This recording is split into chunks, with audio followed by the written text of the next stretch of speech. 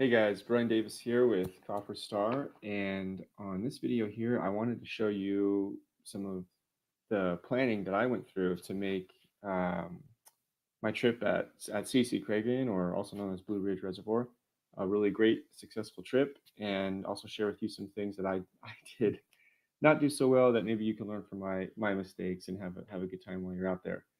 So first off, just to give you an idea of where this reservoir is. So if you're coming from Payson, which is right down here, you're going to take the 260 out of Payson, and then that comes up to the 87. So you're going to go through Pine, through Strawberry, um, and then you're going to come up here. You're going to take the 87 up this direction, and then you're going to get off the 87 on, I think it's 751 right here, and then that comes down to the reservoir. Now it's kind of a little bit of a dirt road through here, but it's really nothing too intense. If you've got, even a car can get down here just fine. There's also a campsite along here, this Rock Crossing Campground. I did not camp there. I'm not familiar with it, but it looks like a pretty well established campsite, facilities, car camping, that kind of thing. So if you want to enjoy the lake, but you don't really have boats, or you don't really want to quite do something as adventurous as the kayak camping, you can camp here, and then I think it's like a 2 mile drive down to the dock. So a little bit on parking. So here you've got your loading dock right here, and you'll see some cars right here. You actually cannot leave your car there. So this is purely for offloading your kayak, your gear, whatever you may have. And then after you're done offloading, you need to drive up this hill right here and leave your car um, up here in this parking lot. So I can't remember if there's any fees for camping. I don't think that I bought a pass beforehand. I'm pretty sure I didn't. There may be a kiosk right here that you need to purchase a pass from. But yeah, I don't actually think that there's any parking fees to leave your car here for a couple of days. So after we loaded up our boats and our gear, we actually went this direction and explored this side of the lake.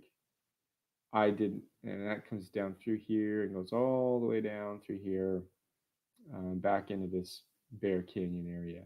I did not explore this side of the lake, so I'm looking forward to doing that on my next trip. And I believe there's like some petroglyphs somewhere along here. It's it From what I understand, it's actually a lot more heavily wooded. So there's some cool things that I missed on my last trip, but I'm looking forward to seeing next time. Um, so so campgrounds. So let me kind of walk you through a couple of spots here. Um, so as you can see right here, you've got the CC Cragen Dam, and this is of course what's forming the lake. Um, I don't think that there's any campsites on this direction. At least I didn't see any. But beyond, once you pass the dam and head in this direction, then you're going to start to see some sites appear.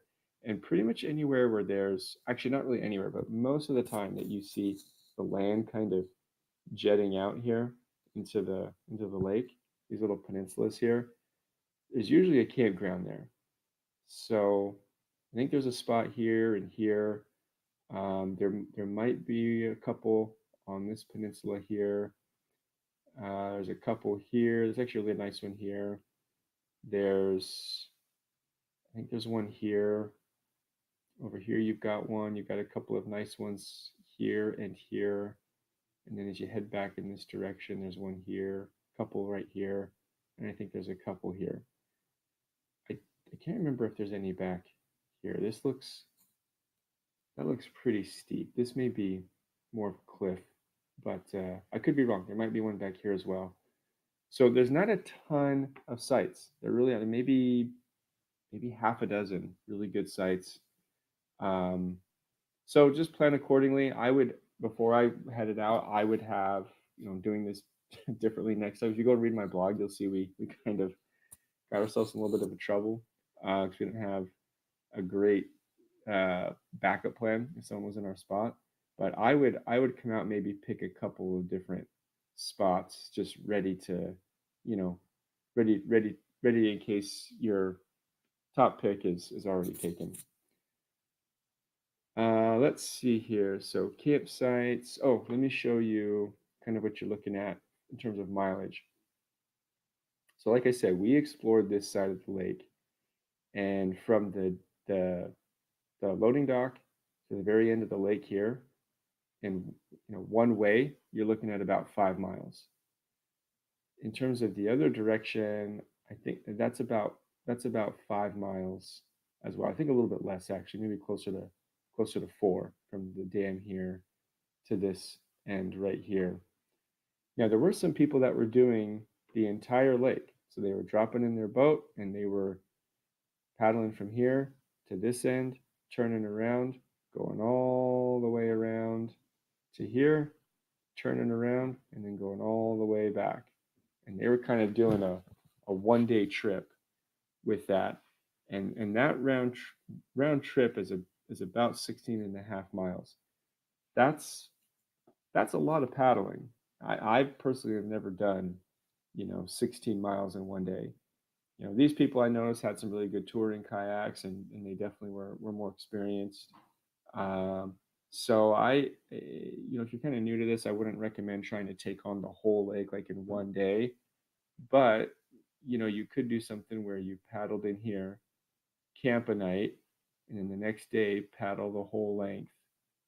And then maybe camp back in here, and then your final day turning around and then coming back here. You could do that pretty well, and that might be something that I do on my next trip. Uh, but but yeah, so just a few little points. Let me see if I don't think I've missed. I think that was all the points that I wanted to hit. But yeah, if you've got any questions, let me know. Like I said, one of my absolute favorite places, maybe my most favorite place in all of Arizona. Very beautiful. If you go, you absolutely will not regret it. If you've got any questions, let me know, and I'll be happy to help you in any way I can. Thanks.